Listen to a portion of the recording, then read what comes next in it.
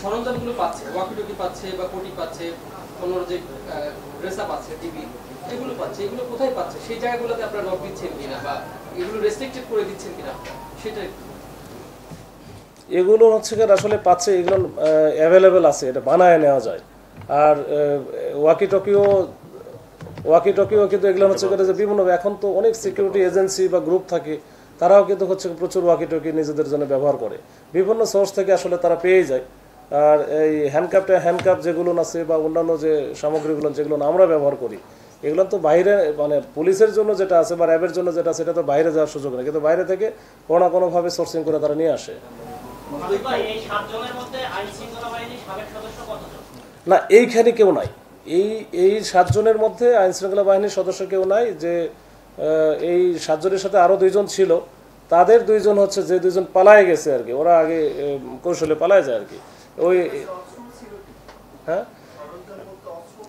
না এটা ওরা যেটা করে কি, ওদের কাছে অনেকের কাছে হয়তো বা জেনুইন অস্ত্র থাকতে পারে, তবে এদের কাছে খেলনা পিস্তল ছিল 2টা, যেটা পিস্তলের মতোই লাগে।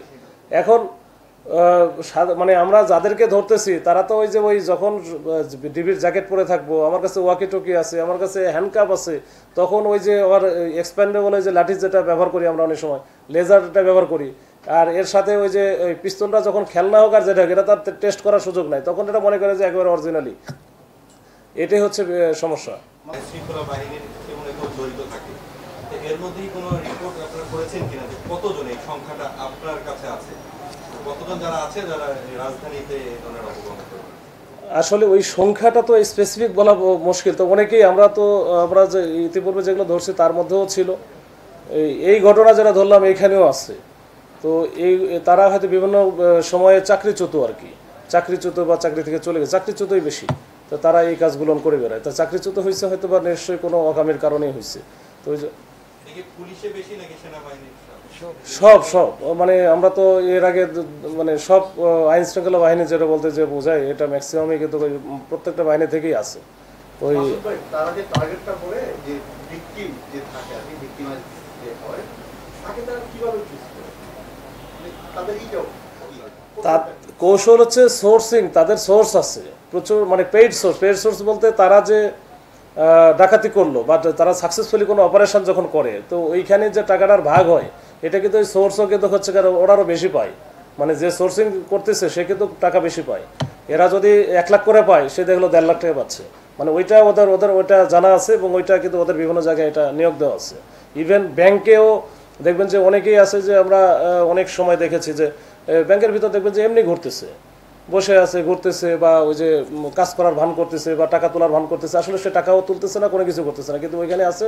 তার কাজটাই হচ্ছে যখন বড় অ্যামাউন্টের কেউ আসলো নিয়ে যাচ্ছে, যদি দেখে যে একটু ভালনারেবল, অনেক সময় বয়স্ক লোক থাকে, অনেকে আবার একা একই আসে, ওই সব জায়গা টার্গেট করে বেশি এরা। আমরা এই ধরনের ঘটনা অনেক সময় দেখছি, কিন্তু যারা আপনারা যে বললেন রিটায়ারমেন্টে যারা চলে যায় বা বরখাস্ত হচ্ছে, এরা এই অর্গানাইজ করে গ্রুপটা করে।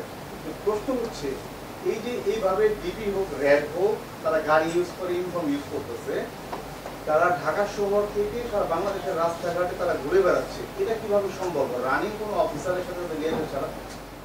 না, রানিং অফিসারদের সাথে লিয়াজও ওই রকম নাই। এরা তো মানে ওরা হয়েছে কি, এরা সব ক্ষেত্রে যে আইন শৃঙ্খলা বাহিনীর সদস্য, সাবেক সদস্য থাকবে না, এটা অনেক সময় যেমন এদের মধ্যে যে দিন ইসলাম ওরফে কাউসার আহমেদ আছে, ওর হচ্ছে পুলিশের আইডিয়াটা বানায় নিচ্ছে, সে হচ্ছে ইন্সপেক্টর, তার বিপি নাম্বার থেকে শুরু করে সুন্দর করে একেবারে ওটা দেখলে বোঝাও যাবে না।